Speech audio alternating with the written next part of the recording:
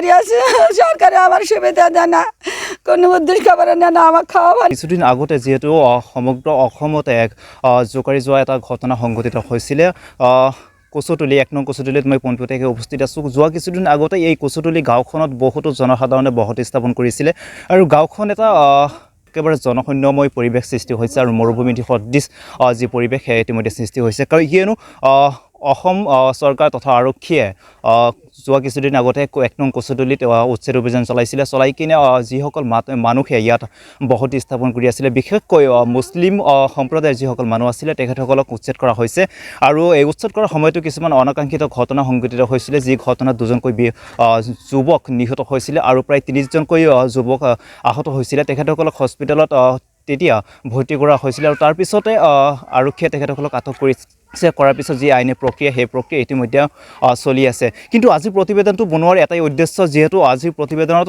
কিছুমান দৃশ্যাংশ আমি আপোনালোকক দেখুৱাম যে আজি যিখন প্ৰতিবেদন আমি প্ৰস্তুত কৰিবলৈ ওলাইছোঁ সেই প্ৰতিবেদনত এনেকুৱা কিছুমান ঘটনা এনেকুৱা কিছুমান দৃশ্য আপোনালোকে দেখিলে আপোনালোকৰ যদি মানৱতাৰ মানুহ হয় বা মানৱতা ফেৰিৱালা হয় নিশ্চয় আপোনালোকৰ বুকুখন কঁপি যাব কিয়নো যিসকল মানুহক অসম চৰকাৰে উচ্ছেদ চলাইছিলে বহু সংখ্যক মানুহে তেখেতসকলৰ আত্মীয় বা কিবা আলহীৰ ঘৰত তেখেতসকলে আশ্ৰয় লৈছে বিভিন্ন ঠাইত বা বিভিন্ন জিলাসমূহত তেখেতসকলে নিজৰ ঘৰ বাৰী ভাঙি কিনে গুচি গৈছে কিন্তু কিছুমান মানুহ ইয়াত ইতিমধ্যে ইয়াতে মানে আছে তেনেকৈ ভঙা ঘৰতে যিহেতু তেখেতসকলৰ যি সপোনৰ প্ৰজা ঘৰ আছিলে সেই প্ৰজা ঘৰ যিহেতু চৰকাৰে ভাঙি দিছে তাৰপিছতো তেখেতসকলৰ কোনো ধৰণৰ মাটি নাই বা সা সম্পত্তি নাই তেখেতসকলে সেইকাৰণে এই ভঙা ঘৰ লৈ কিনে বা তিৰপালেৰে শিবিৰ সজাই কিনে তেখেতসকলে ইয়াতে বসতি স্থাপন কৰি দেখা পৰিলক্ষিত হৈছে তাৰ মাজতে তেখেতসকলেও বিভিন্ন ধৰণৰ প্ৰশ্ন উত্থাপন হৈছে যে যদি আমাৰ মাটি নাই তেনেহ'লে ভাৰতবৰ্ষৰ সংবিধান অনুযায়ী যিসকলৰ ভূমিহীন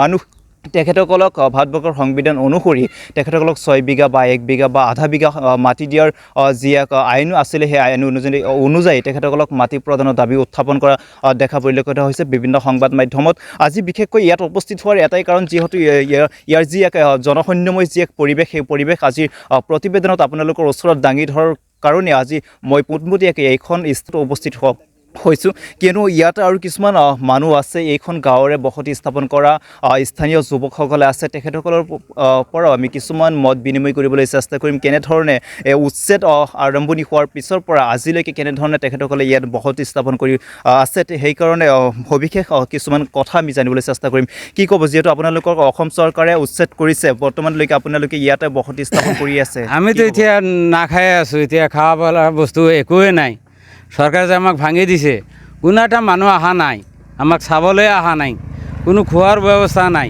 আজি 4-5 দিন ধৰি আমি লগুনে আছোঁ এই জায়গাত আমি যাম ক'ত যাওয়াৰতো আমাৰ জায়গা নাই আমাৰ ইয়াতে বৰ্ডাৰ ইয়াতে সব কিছু হৈ গৈছে আমি যাম ক'ত যাওয়াৰতো কোনো জায়গা নাই আমি চৰকাৰক কি জনাব কি আহ্বান জনাব চৰকাৰক এইটোৱে আমি আহ্বান জনাওঁ যে আমাক জায়গা হ'লেও কিবা ক'ৰবাত হ'লেও আমাক দিয়ক আমি যদি ভাৰতৰ নাগৰিক হৈ থাকে চেক কৰক আমাক চেক কৰি কেনে নাগে আমাক জায়গা হ'লেও আমাক দিব লাগিব আমি যাম ক'ত যদি আমি বাংলাদেশে আমাক একেবাৰে খেদাই দিওঁ যদি বাংলাদেশে আমি নহয় তেনেহ'লে আমাক জায়গা দিব লাগিব চৰকাৰৰ হয় ঠিক আছে আপোনালোকে শুনিবলৈ পালে যে এইখন গাঁৱৰে যিসকল বসতি স্থাপন কৰিছিলে তেখেতসকলৰ মাজৰ পৰা এগৰাকী বয়োজ্যেষ্ঠ আৰু এটা দৃশ্যাংশ আমি আপোনালোকক দেখুৱাম এই দৃশ্যাংশটো এনেকুৱা ধৰণৰ দৃশ্যাংশ চাগে আপোনালোকে ক'তো দেখিবলৈ পোৱা নাই যিহেতু তেখেতসকলৰ যি এক সপোনৰ প্ৰজাৰ ঘৰ আছিলে সেই ঘৰ ভাঙি দিছিলে আৰু এই ঘৰ ভাঙি দিয়াৰ পিছতে এনেকুৱা তেখেতসকলে ঘৰ কৰি কণ শিশুসকলে ইয়াৰ মাজতে তেখেতসকলৰ যি আশাৰ সেয়া গ্ৰহণ কৰিবলৈ দেখা পোৱা গৈছে ইয়াৰ দৃশ্যাংশ আমি আপোনালোকক দেখুৱাইছোঁ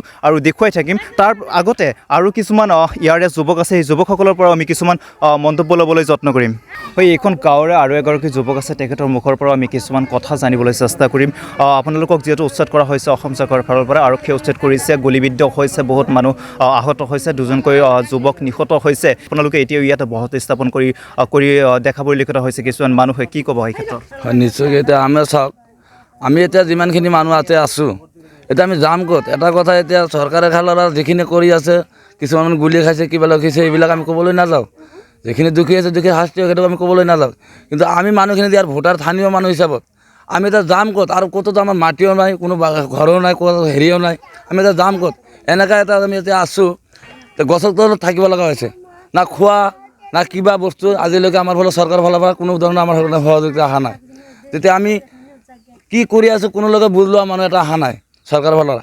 এটা জনাওঁ আমি এতিয়া চৰকাৰৰ আবেদন আহোঁ যে আমাক যাতে ইয়াতে থাকিবলৈ কিবা এটা আমাক সংস্থাপন দিয়ে, সেইটো আমাৰ মানে চৰকাৰৰ ফালৰ পৰা সেইটো আমাৰ অনুৰোধ থাকিল। তাৰমানে কিমান ঘৰ মানুহে ইয়াত মুছলিম সম্প্ৰদায়ৰ মানুহসকলে ইয়াত বসবাস কৰি আছিলে?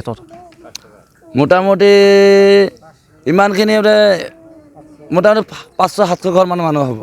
আৰু হিন্দু সম্প্ৰদায়ৰ কিমান আছিলে? হিন্দু সম্প্ৰদায়ৰ মানুহ ইয়াতে উচ্চত হোৱা নাই, ইয়াতে আছে কিন্তু মানে আমাৰ পিছফালে যে মানুহ আছে, আমাৰ ফালে আৰু উত্তৰ চাইডত মানুহ আছে, এইবিলাক হিন্দু সম্প্ৰদায়ৰ মানুহ আছে, এইটো ভাঙা নাই, সেইবিলাক ভাঙা নাই। কেনেকৈ আপোনালোকে ইয়াত বসতি স্থাপন কৰিবলৈ সুযোগ পালে? সুযোগটো যেতিয়া নেকি মাটিবিলাক মালিকবিলাক যেতিয়া আমি কিনি লোৱা মাটিখিনি যেতিয়া আমি কিনি লৈছোঁ, মালিকবিলাকে কৈছে নে আপোনালোকে থাকিব পাৰিব, একো চিন্তা নাই।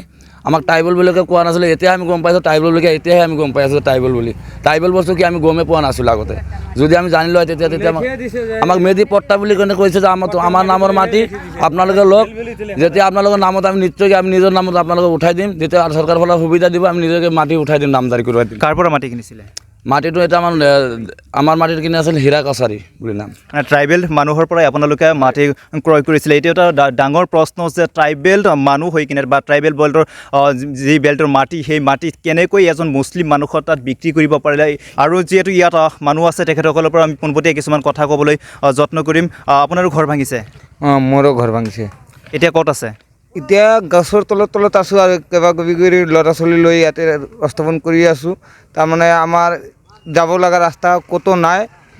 এতিয়া মই কি কৰিম এইটোকে চিন্তা চৰ্চা কৰি আছোঁ। আৰু পিছে ল'ৰা ছোৱালীকো খোৱাৰ কাৰণে কিবা বস্তু দিব পৰা নাই এতিয়ালৈকে।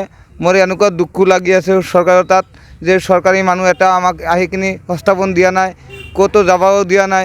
এতিয়া আমি ক'ত যাম, কি কৰিম? আপোনাৰ কোনো ধৰণৰ ভূমি নাই আৰু বৰ্তমানলৈকে কোনো ধৰণৰ খাদ্য সামগ্ৰী আপুনি পোৱা নাই, কি জনাব চৰকাৰক? এতিয়া চৰকাৰৰ তাত এইটোৱে আবেদন জনাওঁ যে আমাক য'তো হওক আমাক অলপ সংস্থাপন দিলে আমি তাতে যাই কিনি ল'ৰা ছোৱালীলৈকে বহিব পাৰিম, এইটোৱে আবেদন কৰোঁ আমি চৰকাৰৰ তাত।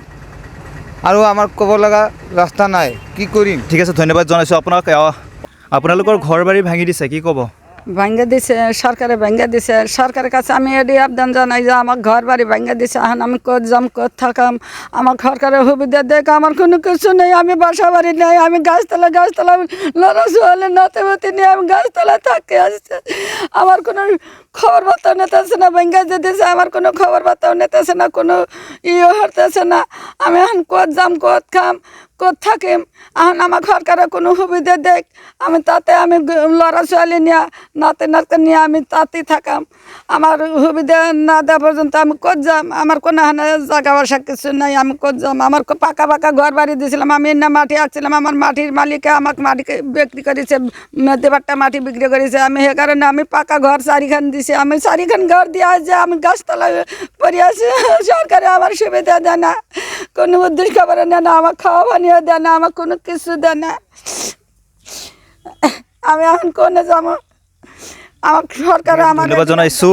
আৰু এটা মানে প্ৰশ্ন, যিহেতু এখেতসকলে মুছলিম সম্প্ৰদায়ৰ যিসকলে মানুহে হিন্দু মানুহৰ পৰা মাটি ক্ৰয় কৰিছিলে, যিহেতু ট্ৰাইবেল বেল্ট এণ্ড ব্লকৰ মাটি কোনো মুছলিম মানুহৰ তাত কেনেকৈ বিক্ৰী কৰিলে, এইটো এটা কিন্তু বিচাৰ্য বিষয়। আৰু পৰৱৰ্তী সময়ত চৰকাৰে এইসকল মানুহৰ ওপৰত কেনেধৰণৰ ব্যৱস্থা গ্ৰহণ কৰিব, সেয়া হ'ব লক্ষণীয়।